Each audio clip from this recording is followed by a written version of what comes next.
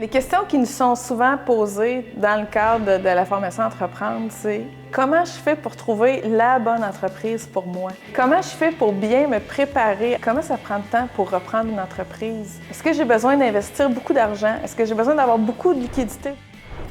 Philippe, bonjour. Bonjour Farnel. Bonjour Farnel. On vient d'entendre une coach de l'École d'entrepreneurship de Beauce qui nous a présenté les questions les plus fréquemment demandées par les futurs repreneurs. J'aimerais vous entendre. Donc, comment est-ce qu'on fait pour trouver la bonne entreprise à reprendre? C'est vraiment d'avoir fait le travail d'introspection, faire le bilan de nos forces, dans quoi on excelle, c'est quoi nos passions aussi. Quand on achète une entreprise, on va être très investi. De se poser la question aussi, est-ce que je fais une transaction seule ou en équipe? On voit beaucoup de transactions de 2, 3 repreneurs ensemble. Et il y a évidemment l'aspect financier, à quel point je suis capable de me commettre dans une transaction. Ça prend une mise de fonds, dépendamment de nos moyens. On veut que le repreneur soit engagé dans la transaction.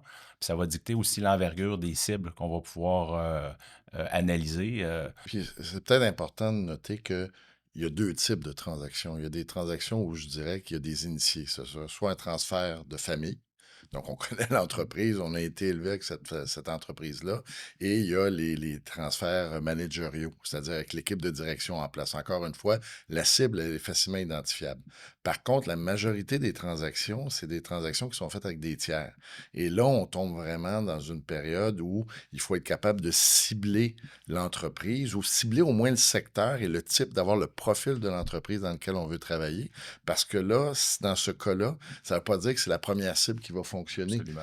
Quand on voit qu'il y a un travail consciencieux qui a été fait en amont, ben, ça permet aussi d'aiguiller les bonnes opportunités en fonction de son profil. Ça permet aussi d'amorcer les démarches pour rencontrer les parties prenantes du marché, c'est-à-dire les banques, les firmes comptables aussi qui font de l'achat-vente d'entreprise, ou encore de contacter notre réseau. On a un réseau qui est déployé aux 4 coins du Québec. Les fonds régionaux possèdent 17 bureaux physiques avec des équipes à l'investissement. Ils connaissent bien leur marché, ils connaissent bien les cibles. Tout le monde veut savoir combien de temps ça prend pour pouvoir reprendre une entreprise. Il y a plusieurs spectres. Là. Philippe parlait des transactions de relève interne. Une relève interne, ben, des fois, ça va se faire sur plusieurs phases, sur plusieurs années. On parle de 3, 4 phases, ça peut aller sur une douzaine d'années des fois. Par contre, quand c'est un rachat fait par un externe, des fois, la mise en vente de l'entreprise, quand le constat est fait qu'il n'y a personne à l'interne pour acheter, ça peut aller vite. On a déjà vu des cas malheureux où est-ce qu'il y a un défi de santé du cédant. Donc, des fois, la transaction doit se mettre en place rapidement. C'est des choses qui existent malheureusement. À ce moment-là, s'il n'y a pas de plan qui a été établi précédemment, ça peut amener un enjeu de faire une transaction trop rapidement. Et, et derrière une transaction, il y a des humains. Donc, il ne faut jamais négliger que la personne qui vend, et elle a un attachement, c'est probablement souvent l'entreprise qu'elle a bâtie elle-même, puis surtout lorsqu'on parle dans les régions, que c'est bien implanté dans sa communauté. Donc, il y a une période où il faut que les deux discutent. Il faut que le cédant, premièrement, surtout s'il y a une balance de vente, qui ait confiance dans ton plan. Et là, cette partie-là, elle est importante. Donc, autant le travail en amont de la part du vendeur qui doit être prêt à laisser aller, mais que le repreneur doit bien se préparer lui aussi. Puis nous, on appelle ça les 3 P, planification, préparation, plan de relève.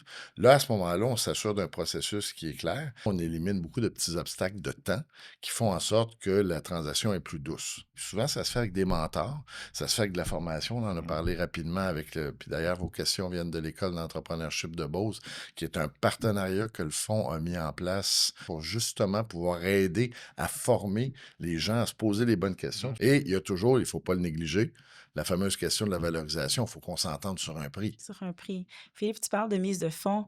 Ça, c'est la question qui tue. L'argent, c'est quoi la liquidité qu'on a besoin pour pouvoir reprendre une entreprise? Ça, c'est une bonne nouvelle, hein, parce que les gens pensent que ça prend énormément de sous. Quand on est un repreneur ou même un employé clé dans une entreprise, ben, c'est rare qu'on a accès à un très gros levier. Il y a des envergures d'entreprise en fonction de chaque disponibilité de fonds des releveurs.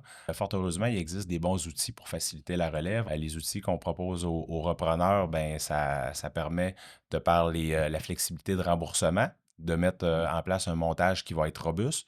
On parle de congés de capitaux qui peuvent aller jusqu'à 60 mois. Ça donne une marge de manœuvre là, pour compenser le fait que des fois, les mises de fonds ne sont pas très substantielles. Puis c'est aussi de bon augure pour un banquier de nous voir dans le montage parce qu'on est reconnu pour être un partenaire très patient quand il y a des périodes économiques un peu plus difficiles. On va être le premier interlocuteur pour donner un coup de pouce. Fait que c'est rassurant pour l'ensemble des parties prenantes d'une transaction de relève. Puis, tu sais, tu parlais tout à l'heure que le fonds est présent sur le terrain, mais aussi, justement, le Fonds de solidarité avec Investissement Québec, on a mis en place le FTEC, qui est le Fonds de transfert d'entreprise, où, et tu le connais mieux que moi parce que tu l'utilises régulièrement, mais le repreneur peut voir sa mise de fonds doublée par un prêt qui est favorable pour lui. Donc, ce sont des outils qui existent et qui peuvent faciliter cette transaction-là. Philippe, Frédéric, merci beaucoup. Merci Merci à toi.